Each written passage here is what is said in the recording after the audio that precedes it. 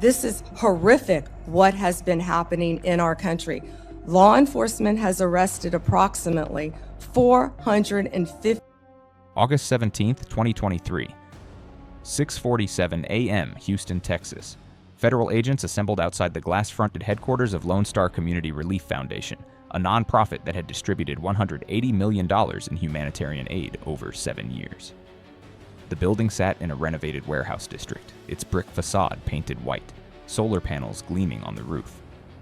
Inside, CEO Marcus Devereaux arrived early, as he always did, carrying his signature leather briefcase. By noon, that briefcase would be evidence item 247 in a federal investigation spanning 3 states. The Homeland Security Investigations team had warrant packages 6 inches thick. So did the FBI Financial Crimes Unit. Immigration and Customs Enforcement agents moved to secure the perimeter. This wasn't routine nonprofit oversight. For this was the culmination of 14 months tracking what investigators would later call the most sophisticated charity fraud scheme in Texas history. What they found in the basement changed everything. Discovery phase. The door. No one was supposed to open.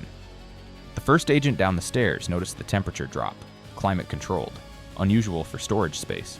She swept her flashlight across metal shelving units containing the expected nonprofit detritus. Old filing boxes, outdated computers, folding tables. Then her beam caught the seam, a vertical line too straight, too precise. She pressed the wall panel. It swung inward. Behind the false wall, 3 industrial safes, each 6 feet tall. Beside them, a commercial money counter still warm from recent use, and stacked on reinforced shelving, cash. Banded bundles of hundreds filling bankers' boxes. The count would take 6 hours. Final tally, $47 million in currency. In a nonprofit basement. Upstairs, agents were executing simultaneous searches of Devereaux's office,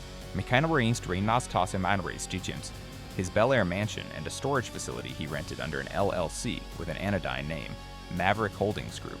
The storage unit contained 2 more safes and an additional $31 million. His home office safe held $18 million. Smaller caches turned up in his vehicles, $840,000 in the trunk of his Mercedes S-Class, $1.2 million in a concealed compartment of his Range Rover. But the real revelation came from the digital forensics team. Devereaux's encrypted laptop, unlocked with a warrant-authorized back door, contained spreadsheets tracking a parallel financial universe. While Lone Star Community Relief Foundation's public books showed modest surpluses and careful stewardship, these shadow ledgers told a different story. They detailed systematic diversion of funds across 127 transactions over 6 years. The scheme's architecture was elegant in its deception. Lone Star received legitimate government grants for refugee resettlement, disaster relief, and community health programs. Those funds arrived clean. Devereaux distributed enough to create compelling success stories, real families housed, real medical care delivered, real documentation of impact. But for every dollar properly spent, another dollar vanished into the machinery of theft. He created fictional vendors. Premium Logistics Solutions billed $22 million for transportation services never rendered. In Apex, Construction Management invoiced $31 million for facility renovations that existed only in photoshopped images. Delta Healthcare Services charged $47 million for medical supplies that were never ordered, never shipped, never delivered. Each vendor's corporate registration traced back to shell companies Devereaux controlled through intermediaries. The money flowed from Lone Star's accounts to these phantom businesses, then immediately moved to offshore accounts in the Cayman Islands and Panama. From there, it returned through a network of domestic LLCs, converted to cash through structured withdrawals just under federal reporting thresholds, and stored in the vaults investigators were now cataloging. The man behind the curtain. Marcus Devereaux had cultivated a reputation as Houston's humanitarian-in-chief. He spoke at university commencement ceremonies about servant leadership. He sat on city advisory boards for economic development. His nonprofit won awards from the Texas Association of Charitable Organizations. Twice, local news profiles presented him as the son of missionaries who channeled his upbringing into compassionate infrastructure. His social media showed him at disaster sites, embracing displaced families, conferring with federal emergency coordinators. He posted photos from ribbon-cutting ceremonies at clinics Lone Star funded. He shared testimonials from refugees whose resettlement his organization supposedly facilitated. The performance was meticulous. The reality was methodical theft wrapped in humanitarian branding.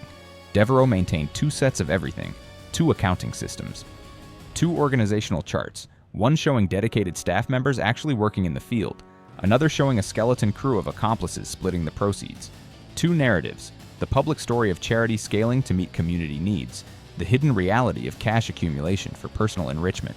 His lifestyle betrayed no obvious excess. He drove luxury vehicles, but not exotics. He owned a mansion, but not a compound. He traveled internationally, but documented every trip as foundation business. The restraint was strategic. By living well but not extravagantly, he avoided the scrutiny that undoes most fraudsters. The fortune accumulated in vaults, not invisible assets that trigger questions. The web of complicity Devereaux didn't operate alone. He required infrastructure. His chief financial officer, Patricia Hernandez, managed the dual bookkeeping system. She created the false invoices. She processed the wire transfers. She structured the cash withdrawals. When auditors reviewed Lone Star's finances, required for maintaining federal grant eligibility, she presented sanitized records showing proper expenditure ratios and compliance with charitable spending requirements. She earned a $340,000 annual salary from the nonprofit. She collected an additional $2.8 million in cash payments from Devereaux's hidden reserves. His director of operations, Kenneth Walters, provided operational cover. He fabricated progress reports for grant administrators. He staged photo opportunities that suggested program scale exceeding reality. He coordinated with the handful of legitimate employees who genuinely believed they worked for a functional charity. His payment, $1.9 million in cash over 4 years, stored in his own residential safe. The scheme required legal facilitation. Attorney James Morton established the shell companies. He registered the phantom vendors. He structured the offshore accounts. He provided opinion letters certifying transactions as legitimate business expenses. He collected $480,000 in legal fees, plus $1.1 million in cash for his silence. Each conspirator understood their role. Each maintained the performance of normalcy. Each deposited their official salary in regular bank accounts and paid taxes on declared income. And each accumulated secret wealth they couldn't spend without triggering the exact investigation, now dismantling their lives. The paper trail to prison financial forensics revealed the scheme's full scope. Investigators reconstructed cash flow through 2,847 transactions. They traced wire transfers through 14 banks across 7 countries. They matched invoice dates to bank records and found systematic patterns. Phantom vendors always paid within hours of grant fund deposits hitting Lone Star's accounts. The synchronization was automated. Devereaux had programmed the theft. Federal prosecutors assembled evidence folders for 127 counts of wire fraud, 89 counts of money laundering, 34 counts of theft of federal funds, and conspiracy charges covering the entire operation. The indictments ran 94 pages. Devereaux's mansion search produced the operational blueprint, a leather-bound ledger tracking every diverted dollar, every false vendor payment, every conspirator's cut. He'd kept perfect records. The same meticulous personality that made him an effective fraudster also created the documentary evidence guaranteeing his conviction. ICE involvement stemmed from immigration fraud components. Lone Star claimed to resettle 2,400 refugees. Actual resettlement, 340. Devereaux billed for services to non-existent clients, using real names from federal databases but providing no actual support. Families genuinely waiting for resettlement assistance received nothing while Devereaux invoiced for their care. The FBI traced the money laundering network, each offshore account connected to a web of domestic LLCs with nominee directors who signed paperwork without understanding the scheme. These individuals, recruited through Craigslist ads offering $500 for simple administrative work, provided layers of separation between Devereaux and the criminal proceeds. The arrest matrix, August 17, 2023, 12:34 p.m. Agents arrested Devereaux in his office while he was on a conference call with legitimate staff members discussing an upcoming food distribution program. His expression, witnesses reported, showed no surprise. He asked for his attorney. He said nothing else. Patricia Hernandez was arrested at Houston Hobby Airport, boarding a flight to Miami with $240,000 in cash split between 3 carry-on bags. She'd apparently monitored news of the raid remotely and attempted to flee. TSA flagged the cash during screening. Kenneth Walters surrendered after his attorney negotiated terms. A James Morton was arrested at his law office downtown. The coordinated takedown involved 47 federal agents executing 7 simultaneous search warrants across the Houston metropolitan area.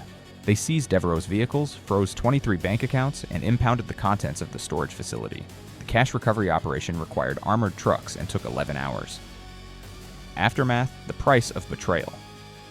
The Texas Attorney General's office released a statement. This defendant exploited the public trust, federal resources, and the legitimate needs of vulnerable populations to enrich himself. The scale of this fraud represents a betrayal not just of government oversight systems, but of every genuine charitable organization working to serve communities. Federal prosecutors detailed the impact.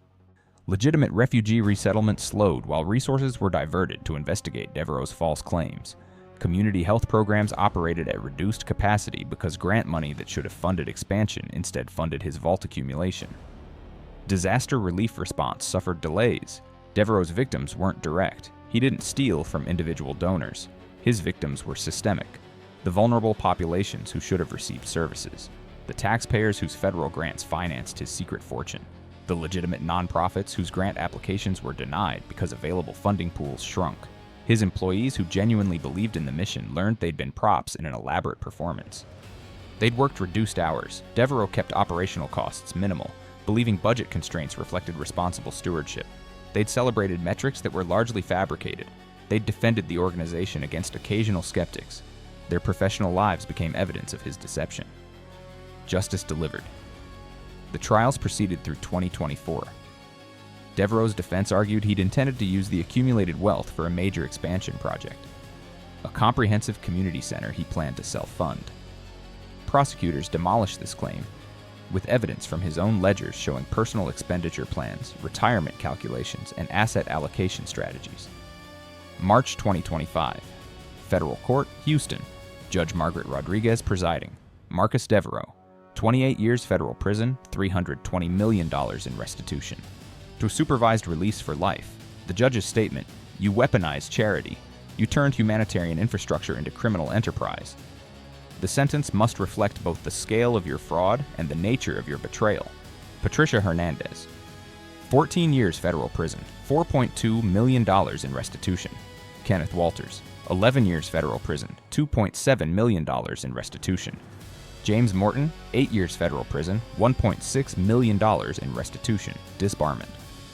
The seized cash, $320 million recovered from vaults, vehicles, and accounts, was returned to federal coffers.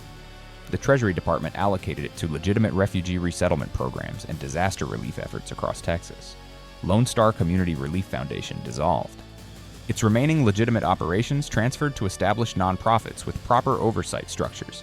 The building that housed the hidden vaults sold at auction. The questions that remain. How did he sustain the deception for 6 years? The answer lies in the sophistication of dual operation, maintaining enough legitimate activity to deflect scrutiny while systematically diverting the majority of funds. Auditors reviewed what he showed them. Grant administrators accepted documented outcomes. Nobody suspected vaults beneath the mission. Why accumulate rather than spend? Devereaux's psychology remains partially opaque, but evidence suggests he viewed the cash as security, as proof of success, as leverage for future plans. He couldn't deploy it without triggering investigations, yet couldn't stop accumulating. Passoir, the fraud became its own compulsion. How many others operate similar schemes? This question haunts federal regulators. Devereaux's operation succeeded because nonprofit oversight relies heavily on self-reporting and trust. The infrastructure for preventing such fraud assumes good faith. How many Marcus Devereaux currently maintain their own hidden vaults? The warning. This case revealed systemic vulnerabilities in federal grant administration and nonprofit oversight. The Government Accountability Office launched a comprehensive review of monitoring procedures for organizations receiving federal funds. New protocols require enhanced verification of vendor relationships, increased site visits to program operations, and forensic auditing of financial records at random intervals. But protocols can't eliminate human deception. They can't prevent determined criminals from exploiting the infrastructure of charity. The lesson isn't that charity is corrupt. The vast majority of nonprofit professionals operate with genuine integrity. The lesson is that trust requires verification, that humanitarian systems need robust oversight, and that the impulse to help vulnerable populations can't override the necessity of protecting resources meant to serve them. Marcus Devereaux sits in federal prison. His vaults are empty. His reputation is destroyed. The refugees he claimed to serve received nothing from him but stolen opportunity. The disaster victims he supposedly helped received only his false compassion. The community he positioned himself to lead discovered he viewed them as cover for accumulation. The humanitarian became the predator. The servant leader became the thief. And beneath the mission, the vaults waited to be discovered.